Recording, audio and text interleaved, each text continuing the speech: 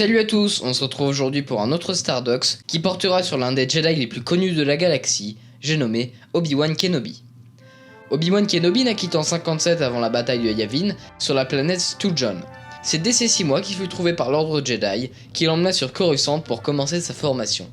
En tant qu'initié, il fut formé par le maître Yoda qui lui apprit les bases des Jedi et de la Force. Par la suite, il fut pris comme apprenti padawan par le Jedi Qui-Gon Jinn. Durant sa formation, il fut chargé avec son maître de protéger la duchesse mandalorienne Satine Kryze, avec qui il tomba amoureux. Satine lui fera cependant abandonner l'idée de quitter l'ordre Jedi pour elle. Par la suite, alors qu'il était prêt à passer les épreuves pour devenir chevalier, lui et son maître furent chargés de servir de médiateurs lors d'un conflit opposant la planète Naboo et la Fédération du Commerce. Ce qui semblait n'être qu'un simple litige commercial se transforma en crise galactique. Les Jedi furent contraints de fuir Naboo avec la reine de la planète et de réparer leur vaisseau qui avait été endommagé par le blocus de la Fédération. Ils se rendirent ensuite sur Coruscant où Obi-Wan passa devant le Conseil Jedi qui reconnut qu'il était en effet prêt à passer les épreuves. Il retourna ensuite sur Naboo avec son maître et la reine pour reprendre la planète. Alors qu'il pénétrait dans le palais, un guerrier Sith fit son apparition. Les deux Jedi l'affrontèrent alors, mais le Sith réussit à tuer Qui-Gon. Obi-Wan parvint cependant à trancher son adversaire en deux avant de promettre à son maître mourant qu'il formerait aux arts Jedi un enfant nommé Anakin Skywalker. Le conseil accepta qu'Obi-Wan forme l'enfant, malgré son désaccord en premier lieu. Obi-Wan entraîna Anakin pendant 10 ans avant d'être chargé d'enquêter sur des assassins. Obi-Wan suivit une piste qui le mena sur la planète Kamino. Là-bas, il découvrit une gigantesque armée de clones qui aurait été commandée pour le compte de la République. Obi-Wan suivit le modèle d'origine de cette armée jusqu'à la planète Geonosis, où il fut capturé alors qu'il découvrait un complot visant à renverser la République. Il fut secouru par les Jedi et les clones lors du déclenchement de la bataille de Geonosis et de la guerre des clones. Avec le début de la guerre, Obi-Wan fut, comme les autres Jedi, nommé général et se vit assigner une légion de clones, la 212e légion, qui était dirigée par le commandant Cody. Durant la guerre, Obi-Wan affronta des Hutt, des Tals et des Géonosiens, entre autres. Il participa également à la libération de la planète Rylot. Il découvrit pendant le conflit que Maul, le guerrier Sith qui avait tué Qui-Gon, était encore en vie. Obi-Wan fut une nouvelle fois chargé de protéger la duchesse Satine Kryze, son ancien amour. Elle fut cependant évincée du pouvoir par un groupe criminel mandalorien qui était en fait à la solde de Maul.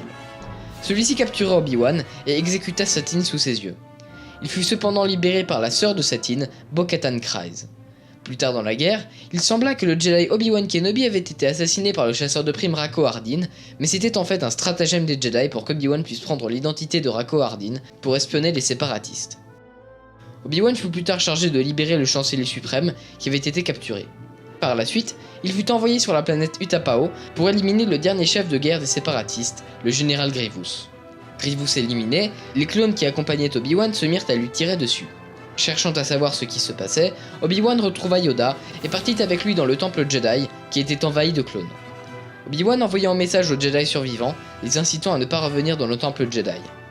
Yoda lui demanda ensuite de tuer Anakin, qui était passé du côté obscur et était responsable de la mort de nombreux Jedi.